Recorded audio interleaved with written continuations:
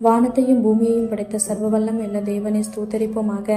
இந்த ஏப்ரல் 18ஆம் தேதி முழுவதும் கிருபையாய் நம்மை பாதுகாத்து வந்த தேவனுக்கு நன்றி செலுத்துவோமா?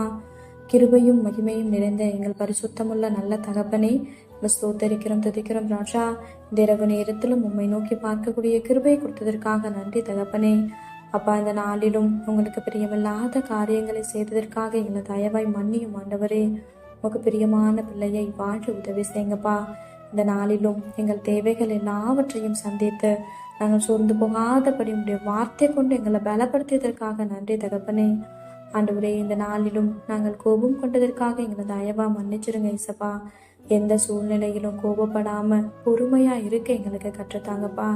மிகுந்த மன தாழ்மையும் சாந்தமும் நீடிய பொறுமையும் உடையவர்களாய் அன்பினாலே ஒருவரை ஒருவர் தாங்குங்கள்னு சொல்லியிருக்கீங்களே இசப்பா.